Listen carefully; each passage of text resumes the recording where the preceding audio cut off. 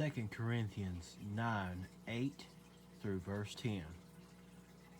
God is being able to cause to abound every grace unto you, or in order that in everything, always, through means of having all that is necessary, you may abound unto every good work, even as it has been written, He has scattered, He has given to the poor, His righteousness endures unto forever.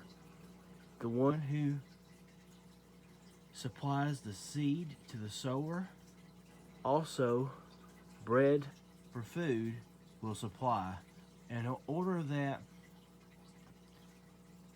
He may multiply your seed and may cause to increase the harvest of your righteousness. 2 Corinthians 9:8 is highly enlightening in several ways.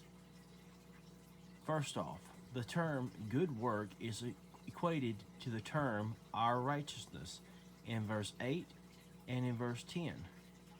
Our righteousness refers to one's efforts to keep God's law by doing good for others, not trying to make up one's way of salvation, as is often alleged to be the case when some cite Romans 10:3 in its discussion of those who reject God's righteousness and instead seek to establish their own.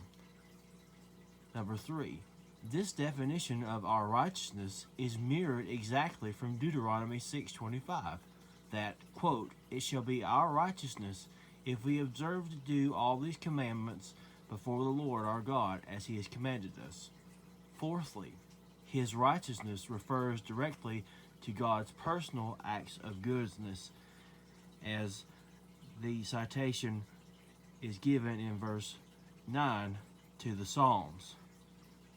All of these observations have very weighty implications in the doctrine of justification by faith and concerning the question of imputed righteousness. If we go to look outside of the Bible to define these terms, we will be inevitably driven to incorrect conclusions. Theology needs to be derived from the text. Our theology does not need to be read into these texts.